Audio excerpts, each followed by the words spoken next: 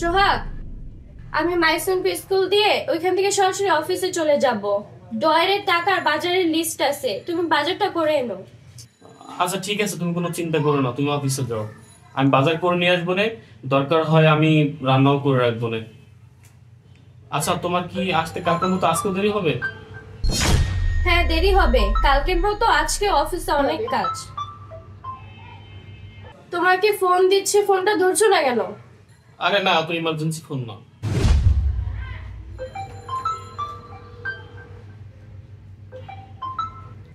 তোমাকে এত বারবার কে কল দিচ্ছে?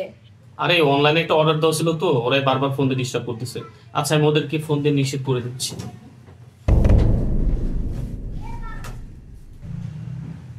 আম্মু আমি যাই, তুমি নিচে নামো।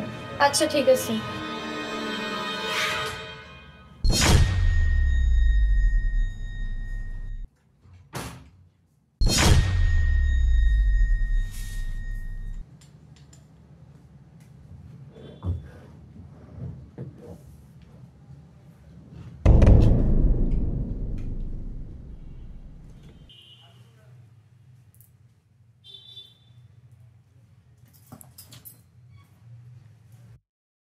বাবা এটা কি করতেছে?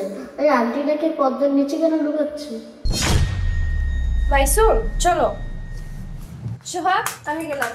আচ্ছা ঠিক আছে, যাও।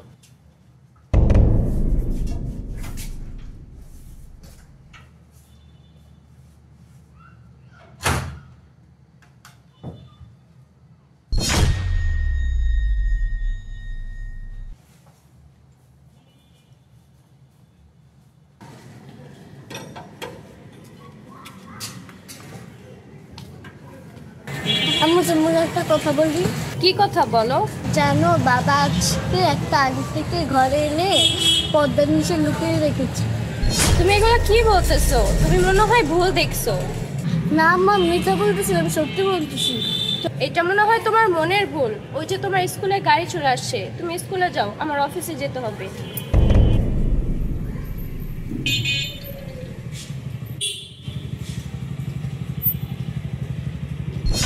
মেয়েটা এটা কি বললো? মেয়ের কথা শুনে তো ভালো লাগতেছে না। আচ্ছা একটু উপরে যাই দেখি সোহাগ কি করে।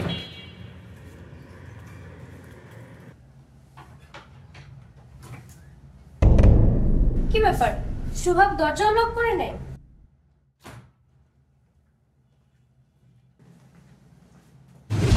কি ব্যাপার, বেডরুমে দরজা আটকানো কেন? এই রুমের দরজা তো কখনো আটকানো থাকে না। সোহাগ, আমাকে তুমি সত্যিই ভালোবাসো নাকি আমার সাথে টাইম পাস করতেছো? তুমি এটা কোনো কথা বললা? তোমাকে ভালো না বাসলে এত রিস্ক নিয়ে কি তোমাকে আমি আমার বাসায় নিয়ে আসতাম? আচ্ছা তিশার কাছে আমি কি পাই বলো? সবকিছু তো আমি তোমার কাছ থেকে পাই। তোমাকে আমি আসলে অনেক ভালোবাসি। চলো আমরা তাহলে বিয়ে করে ফেলি। অবশ্যই বিয়ে করব। শোনো, এই ফ্ল্যাটটা তো তিশার নামে, আগে তিশার কাছ থেকে ফ্ল্যাটটা আমার নামে করে নেই, তারপরে তিশাকে ডিভোর্স দিয়ে আমি তোমাকে বিয়ে করে ফেলবো। তুমি কোনো চিন্তা করো না। সত্যি বলতেছো? আরে হ্যাঁ, বাদ দাও তখন এইসব কথা, আসো তো।